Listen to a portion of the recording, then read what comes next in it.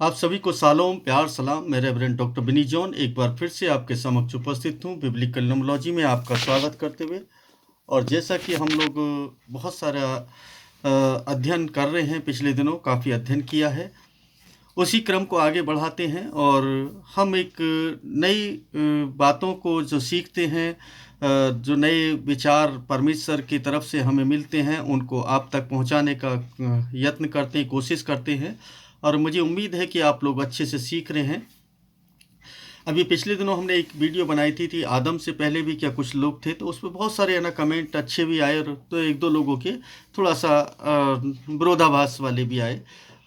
उसमें कोई बुराई नहीं है, क्योंकि हर एक व्यक्ति को अपने विचार रखने की स्वतंत्रता होती है, तो वो अपने विचार रख सकते हैं। कोई ऐसे विचारों पर कोई बंदिश नहीं है, कोई पाबंदी नहीं है। लेकिन जो बाइबल में लिखा है मैं उससे अलग हट करके कुछ भी बात नहीं करता हूँ, क्योंकि मुझे लगता है कि जो बाइबल में लिखा है उसको हमें सही ढंग में पढ़ लेना चाहिए।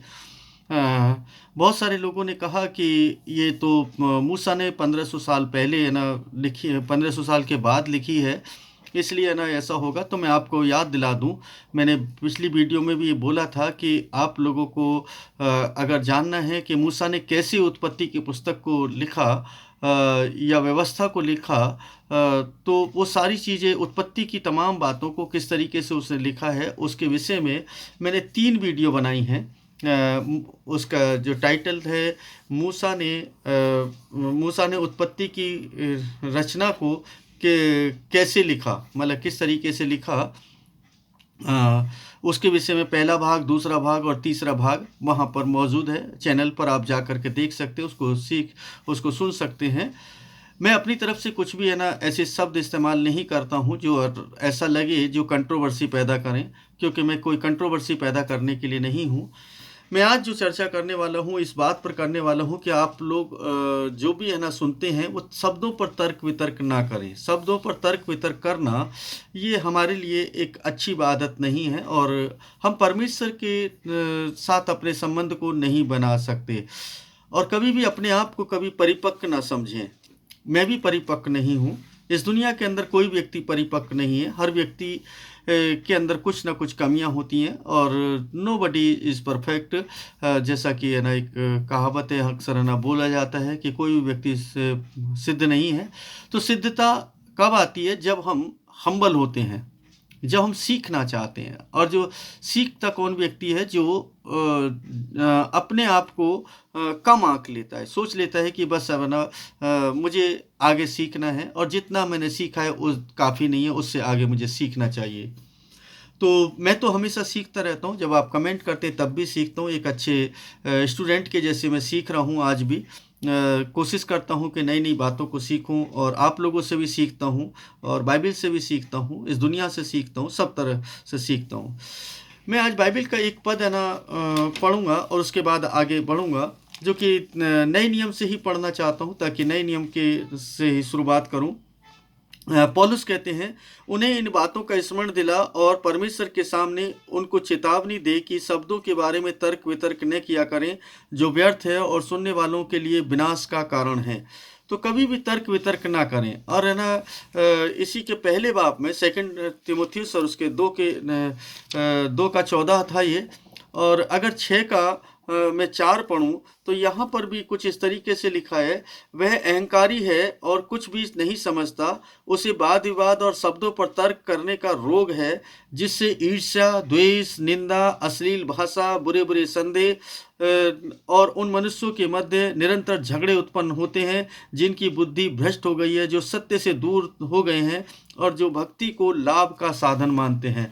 यानी यहाँ पर बिल्कुल स्पष्ट है, जब शब्दों पर आप तर्क वितर्क करते हैं तो ये हमारे अंदर तमाम बुराइयों को लेकर के आती है। मैं कभी भी शब्दों पर तर्क वितर्क नहीं करना चाहता। हो सकता है कि शायद किसी को कुछ समझ में आ रहा है, किसी को कुछ आ रहा है, और जो अच्छा है उसको ले लेना चाहिए, क्योंकि हमें उसको कभी भी छोड़ना नहीं चाहिए, और जो बुरा है, जो हमें अच्छा नहीं लगता, उसको छोड़ देना चाहिए। लेकिन जब तर्क वितर्क करते हैं तो इससे हमारी आत्मा दूषित होती है, हमारे विचार दूषित होते हैं, हमारा मन दूषित होता है, और दूषित मन से हम परमेश्वर को नहीं पुकार सकते। हम फिर बुराई करेंगे, तमाम बुरे विचारों में जाएंगे। इसलिए कोई भी व्यक्ति जब कोई किसी के विषय में बोले तो आप कोशिश करें कि उससे बचें। और दूसरा एक और है ना जो संदेश है वो मैं आपको देना चाहता हूँ, जो कि इसके अंदर पाया जाता है। यशायाह नबी की पुस्तक के अंदर एक बात लिखी है जो बहुत ही महत्वपूर्ण है। ये मैंने पहले भी है ना इसको पढ़ करके बताया था। इसको समझ लेना ज़्यादा ज़रूरी है, क्योंकि इसके समझे बगैर है ना हम लोग कुछ भी नहीं समझ सकते। यशायाह नबी के द्वारा परमेश्वर कहलवाते, वह किसको ज्ञान सिखाएगा। 28 के 9 पद से मैं पढ़ रहा हूँ आपके लिए, आपको समझ में आएगा ताकि आप लोग उसको सीख सकें, समझ सकें। वह किसको ज्ञान सिखाएगा और किसको अपने समाचार का अर्थ समझाएगा। बहुत ही गौर से सुन लें इस बात को। क्या उनको जिनको दूध पीना अभी अभी छूटा है, या जो स्तन से अभी अभी अलग किए गए हैं। ये बहुत ही इम्पोर्टेंट पद है। यानी यहाँ पर देखें कि यहाँ पर ये जो दिया ना कि स्तन से अलग किए हुए, यानी कि जो छोटे बच्चे के भांति, इसको ऐसा बोल सकते हैं जो नए है ना विश्वासी हैं, जिन्होंने है ना विश्वास किया है और विश्वास के आधार पर वो है ना अपने जीवन को चला रहे हैं, बहुत ही अच्छा कर रहे हैं। उनसे अच्छा कोई कुछ है ही नहीं, क्योंकि वो किसी भी बात में है ना किसी बात को लेकर के नहीं चल रहे, बल्कि विश्वास के साथ चल रहे हैं। और विश्वास जो है हमारे लिए बहुत महत्वपूर्ण है। विश्वास के ऊपर हमारी नींव टिकी हुई है। तो ऐसे जो नए विश्वासी हैं, या जो नए है ना शिक्षक हैं, या जो नए पासवान होते हैं, जो उनको क्या है कि बहुत सारी बातों के लिए कई बार है ना चूक जाते हैं। मैं भी चूक जाता हूँ, ऐसा मैं उनकी बात नहीं कर रहा, मैं भी चूक सकता हूँ, क्योंकि मुझे बेशक चाहे 41 साल हो गया, लेकिन फिर भी मैं भी चूक सकता हूँ, क्योंकि मैं भी परफेक्ट नहीं हूँ। इस दुनिया के अंदर कोई व्यक्ति परफेक्ट होता ही नहीं है, क्योंकि जो परफेक्ट हो जाएगा वो ईश्वर के मानिंद हो जाएगा, और उसका जो अस्तित्व है वो मनुष्य से अलग हट करके कुछ अलग नज़र आने लगेगा। तो यहाँ पर हम दूध पीने वाले बच्चों के समान ही नहीं बने रहें, क्योंकि वचन आगे कहता है, नए नियम के अंदर लिखा है कि समय के हिसाब से तो तुम्हें क्या हो जाना चाहिए था, सिद्ध हो जाना चाहिए था। क्या तुम्हें अभी भी दूध की आवश्यकता है, या ना तुम्हें ठोस आहार की आवश्यकता नहीं है। जब ठोस बातों को जब आप पढ़ेंगे सुनेंगे तो ना फिर अलग ही बात निकल करके आती है। इसके आगे लिखा है 28 के 10वें पद में, क्योंकि उनको आज्ञा पर आज्ञा, आज्ञा पर आज्ञा, नियम पर नियम, नियम पर नियम, थोड़ा यहाँ थोड़ा वहाँ मिलेगा। निश्चय ही वह इन लोगों से पराए होठों से या हाँ विदेशी भाषा में बोलेगा, जिसने उनसे कहा यहाँ विश्राम है, थके हुओं को विश्राम मिले, और विश्राम स्थल यही है, परंतु उन्होंने सुनना न चाहा। यानी कि कई बार है ना जो है परमेश्वर की आज्ञा पर आज्ञा, नियम पर नियम, विधियों पर विधियां होती हैं, और उनको हम समझ नहीं पाते। उसको समझने के लिए हमें परिपक्वता के साथ आगे बढ़ना पड़ेगा, तब जाकर के हम समझ पाएंगे। हर चीज़ को हम विश्वास के साथ ही नहीं बल्कि तथ्यों के साथ हम उसको प्रस्तुत करने की कोशिश करें। अगर कोई बात बोल रहे हैं, अगर आप किसी को निगलेक्ट करते हैं, बहुत ही सिंपल सी बात है, आप ना ये एज ए एल्डर होने के नाते मैं आपको ये बताऊंगा, क्योंकि अगर आप किसी चीज को कंडम करते हैं तो आपको उसका जवाब आना चाहिए। आपको उसके विषय में जो सही है उसको आपको बताना चाहिए। खाली है ना आप उसको कंडम करके नहीं रह सकते, क्योंकि इससे है ना आप ही दूषित होंगे, कोई दूसरा व्यक्ति दूषित नहीं होता है। इसलिए कोशिश करें कि है ना आप ना तो कंडम करें, ना ही है ना उसका समर्थन नहीं करते हैं तो ठीक है, नहीं करते हैं तो कोई बात नहीं, वो आप अपने तक रखिए, और है ना अपने विचारधारा को, अपने मन को क्यों दूषित करें। अगर ऐसा करते हैं तो परमेश्वर के समय जब जाएंगे तो आप दूषित मन से जाएंगे। ऐसे दूषित मन से परमेश्वर खुश नहीं होते हैं। इसलिए बहुत ज़रूरी है कि आप लोग अपने विचारों को बड़े अच्छे से रखें। और ये जो मैं आज है ना दे रहा हूँ आपको, क्योंकि सैटरडे संडे को अक्सर हम लोग एक छोटा संदेश के रूप में ही देते हैं, क्योंकि वहाँ पर न्यूमेरिकल ज़्यादा बात नहीं करते, लेकिन संडे को है ना शायद है ना मैं सोच सकता है कि इस बार है ना थोड़ा सा कुछ अलग से देने की कोशिश करूँ, लेकिन फिर भी मैं बात करूँगा तो मैसेज के थ्रू ही करूँगा, क्योंकि मैसेज ज़्यादा ज़रूरी हो जाता है सैटरडे संडे को, क्योंकि लोग बिजी होते हैं, तो ज़्यादा जो टीचिंग वाली वो है वो शायद नहीं दे पाता हूँ, तो जिसकी वजह से लोग सोचते हैं कि ये तो अलग सा मैसेज दे दिया। तो मैसेज देना भी बहुत ज़रूरी है ताकि आप लोग उससे कुछ नई बातों को सीख सकें। उसके 12वें पद में हमने पढ़ा था। फिर अब 13वें पद में देखें, अतः उनके लिए यहोवा का यह वचन यह होगा, आज्ञा पर आज्ञा, आज्ञा पर आज्ञा, नियम पर नियम, थोड़ा थोड़ा यहाँ थोड़ा वहाँ, जिससे वे चलते समय ठोकर खाएं, घायल हो जाएं और फंदे में फंस कर बंदी बनाए जाएं। अतः हे निंदकों, जो यरूशलेम में रहने वाली इस प्रजा पर शासन करते हो, यहोवा का वचन सुनो। यानी कहने का मतलब है कि ये सभी के लिए है, चाहे मैं हूँ, आप हैं, हम भी तो है ना उसी तरीके से विचारधारा रख रहे हैं। तो परमेश्वर का वचन हम सब के लिए है, और ये बात वो कहता है कि हमें अपनी विचारधारा को शुद्ध रखना चाहिए और परमेश्वर के साथ अपने संबंध को अच्छे से बना करके रखना चाहिए। अगर हम है ना परमेश्वर के साथ अपने संबंध को अच्छे से बना करके रखते हैं तो परमेश्वर जो है हमसे प्रसन्न होते हैं, और परमेश्वर प्रसन्न हुए तो समझ लीजिए हमारी जो दशा है वो बदल सकती है, दिशा बदल सकती है, और इस तरीके से आपका जो जीवन है वो सुरक्षित हो सकता है। दूसरा ये कि आप कभी भी किसी भी को भी वो क्या बोलते क्रिटिसाइज ना करें। किसी की क्रिटिसाइज करने से क्या होगा कि इससे किसी दूसरे का कुछ नहीं बिगड़ेगा, अपना ही बिगड़ता है, और अपने आत्मिक जीवन को आप बिल्कुल बेकार कर रहे होते हैं। तो कभी भी मत जाएं उस बात पर, क्योंकि जब न्याय होगा तो किसी दूसरे का न्याय नहीं करेंगे हम लोग, या हमारा न्याय कोई दूसरा व्यक्ति नहीं करेगा। जो न्याय होगा तो परमेश्वर स्वयं हमारा न्याय करेगा, और परमेश्वर न्याय जो करेगा वो हमारे विचारधारा को देखते हुए, हमारे चाल चलन को देखते हुए, हमारे कार्यों को देखते हुए, हमारी सोच को देखते हुए, हमारे विचारों को देखते हुए, यानी हमारी हर एक एक्टिविटीज़ पर वो दृष्टि रखता है। और बाइबल कहती है कि किताबें खोली जाएंगी और हमारा न्याय होगा। हम सबको न्याय आसन के सामने एक दिन खड़े होना है, और अगर न्याय आसन के सामने खड़े होना है तो ये बहुत ज़रूरी है कि हम लोग अपने आप को तैयार रखें। मैं अभी कुछ और देना चाहता था, लेकिन मेरे मन के अंदर ये विचार आया कि मैं इस बात को आपके समक्ष रखूं और आपको बता दूं, क्योंकि कई बार ना मैं देखता हूं कि बहुत ज़्यादा कंट्रोवर्सी होती है कुछ कुछ बातों को लेकर के, कुछ शब्दों को लेकर के। जो बाइबल है ये है ना बहस का विषय नहीं है, बल्कि विश्वास का विषय है। तो हमें परमेश्वर में विश्वास रखना है, अपने ईमान को बना करके रखना है। और जब है ना मैं बात कर रहा हूँ कि उत्पत्ति की पुस्तक के अंदर ऐसा लिखा है, अगर मैंने वहाँ पर ना कोई भी बात को पढ़ा है तो मैंने वहाँ पर पढ़ा है उस बात को। और बहुत सारे कई लोगों ने ना मुझे कहा कि मूसा ने तो उस समय लिखा, 1500 साल बाद उस समय उन देशों का अस्तित्व था। तो मैं यही बता रहा हूँ कि उसको समझने की कोशिश करिए कि है ना जब किसी भी चीज़ पर हम है ना चर्चा करते हैं, क्योंकि मैं अभी जो इससे अगली वीडियो बनाने वाला हूँ वो अगली वीडियो ना परमेश्वर के पुत्रों और मनुष्यों के पुत्रों पर है ना का एक विवरण देना वाला हूँ कि यहाँ पर बाइबल के अंदर इसके विषय में क्या क्या लिखा है और बाइबल उसके विषय में क्या कहती है। हम है ना उसको एक कह सकते हैं कि क्वेश्चन मार्क भी है ना बन जाता है। और जो आप और मैं बाइबल पढ़ते हैं, ये बाइबल में हो सकता है कि कुछ शब्दों का ट्रांसलेशन अलग से रहा हो। मैं उसका एक उदाहरण दे देता हूँ। जब प्रकाशित वाक्य की पुस्तक को पढ़ते हैं तो प्रकाशित वाक्य की पुस्तक के अंदर आपको घोड़ों का जिक्र मिलता है। जब है ना घोड़ों का जिक्र मिलता है तो ना लाल घोड़ा है, काला घोड़ा है, और इस तरीके से उन घोड़ों के जिक्र का ना जब आप सुनते हैं तब आपको मालूम चलता है कि ना यहाँ तो ना कुछ अलग ही बात नज़र आती है। तो ये जो घोड़ों का जो जिक्र है उसमें है ना अलग अलग कलर के घोड़े दिए हैं। लेकिन जब हम ना और दूसरी बात को देखते हैं तो प्रकाशित वाक्य 6 मैं उसका एक पद पढ़ देता हूँ, फिर उसके बाद मैं आपसे बात करूँगा।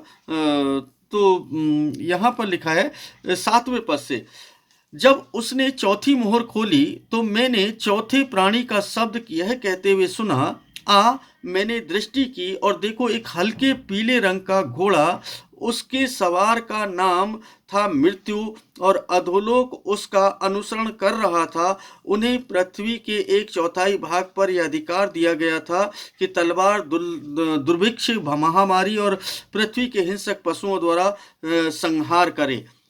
यहाँ पर जो एक शब्द आया है हल्के पीले रंग का घोड़ा, यानी पीले रंग का घोड़ा, मैं ट्रांसलेशन की बात कर रहा हूँ, क्योंकि मैं थोड़ा सा मैं शब्दों पर मैं गौर करता हूँ और उसको ना मैं कभी भी उस पर डिस्कशन नहीं करता हूँ। और जानते डिस्कशन ज़्यादा क्यों नहीं करता हूँ, उसका रीज़न ये है क्योंकि शब्दों पर तर्क वितर्क करने से अच्छा है कि मैं खुद ही उसको है ना कोशिश करूँ कि मैं उस पर अध्ययन करूँ और अध्ययन करके मैं उसको समझने का प्रयास करूँ। अगर मुझे नहीं आता है तो मैं उस पर क्यों है ना उस पर, या अगर मुझे आता है तो ही मैं उस पर बहस कर पाऊँगा या मैं उससे उसके बारे में बता पाऊँगा। ये हल्के पीले रंग का प्रकाशित वाक्य 6 और उसके 7 पद में जो आप पढ़ रहे हैं कि हल्के पीले रंग का घोड़ा।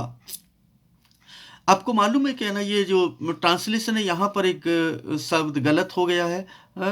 अब ये कब से चला आ रहा है, लेकिन है ना मैंने है ना जब हिब्रू में इसको देखता हूँ तो वहाँ पर इसके लिए पेले शब्द इस्तेमाल हुआ है। तो उसका पेले का मतलब पीला नहीं होता है, और जब इंग्लिश में ट्रांसलेशन होता है उसका तो ग्रीन होता है। ये बड़ी विचित्र सी बात लगती है कि ना हिब्रू में जो इसका कलर है वो ग्रीन दिया है। हिंदी में आप है ना पढ़ रहे हैं उसको क्या पढ़ रहे हैं, पीला। तो ये बड़ी मतलब क्या है कि शब्दों का कुछ जब है ना हमारे जो बुद्धिजीवी लोग ने जिन्होंने ट्रांसलेशन किया, हम तक ये परमेश्वर का जीवित वचन पहुंचाया, इस वचन को पहुंचाने में उन्होंने कितनी मेहनत की, तो हो सकता है कि शायद वहाँ पर उस समय कुछ एक दो शब्दों के अंदर चूक हो गई हो, तो हम उन शब्दों को कभी भी पकड़ करके ना बैठें। ये शब्द ये बिल्कुल ही अलग हो गया, लेकिन क्या है कि हमें उससे इन शब्दों पर चर्चा करने से ज़्यादा अच्छा है कि हम इस बात को बोल सकते हैं कि ना वहाँ एक घोड़ा है और घोड़ा को एक घोड़े को अधिकार दिया गया और घोड़े के साथ घोड़े के बारे में ये बताया गया। अब कलर है ना कलर मायने नहीं रख रहा है वहाँ पर, लेकिन वो घोड़ा मायने रख रहा है। तो वो घोड़ा मायने रख रहा है, कलर मायने नहीं रख रहा है। लेकिन कलर जो वहाँ पर हिब्रू में जो है वो पीला नहीं है। तो ये भी कुछ है ना कई बार है ना शब्दों का वो है। अरे ऐसा क्यों हुआ, ये भी है ना नहीं जानते, क्योंकि उस समय हो सकता है कि है ना कुछ परिस्थितियां ऐसी रही हो या है ना जहन के अंदर नहीं आया हो। बहुत सारे शब्द आपके और मेरे जहन के अंदर भी नहीं आते हैं कितनी बार, और हम लोग है ना उन शब्दों पर है ना अक्सर चूक जाते हैं और उसकी जगह कोई दूसरा शब्द इस्तेमाल कर लेते हैं। तो हो सकता है कि कुछ शब्द हिंदी बाइबल के अंदर इसी तरीके से आगे हैं, जिसकी वजह से ये सब मतलब कई बार कंट्रोवर्सी भी पैदा हो जाती है। लेकिन कभी भी जब है ना आप कोई चीज़ को पढ़ते हैं, अगर स्टार लगा है या एक क्रॉस का निशान जब दिखता है किसी आयत पर, तो उसके नीचे जो है फुट नोट लिखा होता है। ध्यान रखिए, फुट नोट वो बारीक अक्षरों के अंदर कुछ शब्द लिखे होते हैं। उन शब्दों को ज़रूर पढ़ा करें। वो शब्दों का जो है मूल में जो शब्द हैं उसके ज़्यादातर वही शब्द है ना उसमें दिए गए होते। ट्रांसलेशन में हो सकता है आपको समझ और मुझको समझाने के लिए वो ट्रांसलेशन ऐसा किया हो, लेकिन जो फुट नोट है जो बारीक में जो सबसे नीचे लिखा होता है, अगर ना मैं आपको बाइबल दिखाऊं तो बाइबल के अंदर ये जो आप देख पा रहे हैं, ये ना कोशिश करूंगा मैं आपको दिखाने की।